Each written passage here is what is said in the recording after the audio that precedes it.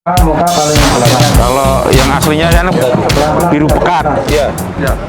Mohon izin, setelah dikasih sulfat memang udah tidak terbukti ada amfetamin lagi, jadi udah kita cek lagi. Direktorat Reserse Narkoba, Ditres Narkoba, Polda Jawa Tengah musnahkan barang bukti narkotika jenis sabu seberat 31,75 kg dan 2.425 butir ekstasi dari 3 kasus berbeda yang melibatkan 4 orang tersangka. Pemusnahan dilakukan di Mako Ditres Narkoba Polda Jawa Tengah di Jalan Tanah Putih, Kota Semarang pada Rabu, 23 Oktober 2024. Di vape ini sudah ada campuran di vape juga, vape.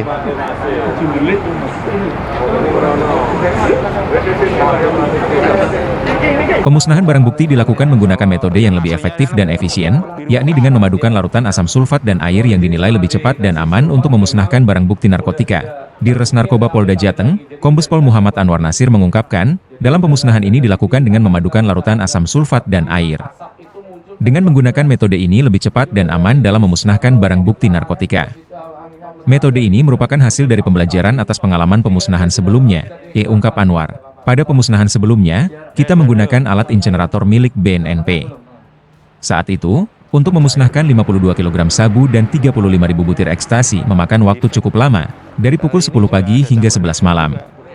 Setelah diskusi dengan rekan dari Polda Jabar, kami diperkenalkan metode pemusnahan menggunakan asam sulfat. Ternyata, dari sisi keamanan dan efisiensi waktu, cara ini jauh lebih baik, jelas Anwar. Muka paling Kalau yang aslinya kan biru pekat. ya. Mohon izin, setelah dikasih sulfat memang udah tidak terbukti ada amfetamin lagi, jadi udah kita cek lagi. Jadi udah nggak ada dan ini akan kita musnahkan dengan sulfat. Jadi asap itu muncul tadi waktu reaksi. Jadi udah ada rilis atau pemecahan positif, pemecahan dari gugus amfetamin. Dengan menggunakan metode baru tersebut, lanjut Anwar, pemusnahan barang bukti kali ini hanya memakan waktu sekitar setengah jam. Proses ini dilakukan dengan mencampur barang bukti sabu dengan larutan asam sulfat dan air biasa dalam 3 buah tong plastik warna biru yang telah disiapkan. Di dalam tong plastik, campuran larutan tersebut diaduk menggunakan tongkat kayu hingga berwarna putih bening. Selanjutnya campuran larutan itu diperiksa oleh laboratorium forensik, Lab4, untuk memastikan bahwa zat tersebut tidak lagi positif sebagai narkotika sebelum akhirnya dilakukan disposal.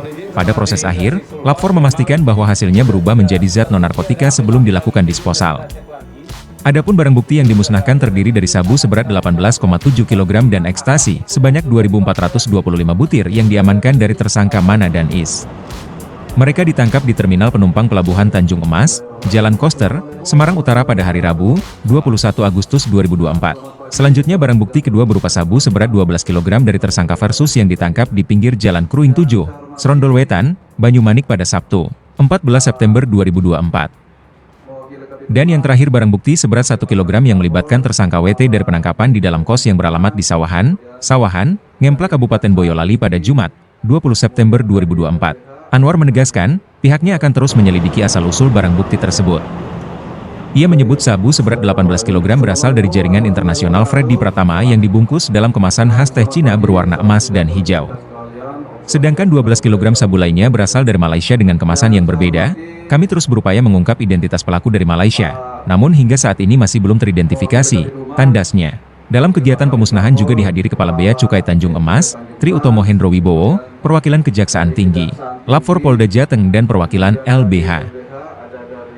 Menurut Kepala Bea Cukai Tanjung Emas, Tri Utomo Hendro Wibowo, pemusnahan ini juga dari hasil penindakan Bea Cukai khususnya dalam modus barang kiriman. Ini adalah sinergi yang baik antara Bea Cukai dengan aparat penegak hukum, APH, sehingga bisa menyelamatkan masyarakat dari penggunaan narkotika. Tri Utomo menyebut dalam pemusnahan ini, kasus yang ditangani Bea Cukai adalah sabu seberat 12 kg dari tersangka Versus yang ditangkap di pinggir Jalan Kruing 7, Serondol Wetan, Banyumanik pada Sabtu, 14 September 2024, kiriman dari Malaysia. Dalam tahun 2024 ini, menurutnya pihak Bea Cukai telah menangani 2 kali kasus narkotika, yang pertama pada awal tahun yang bekerja sama dengan pihak BNNP.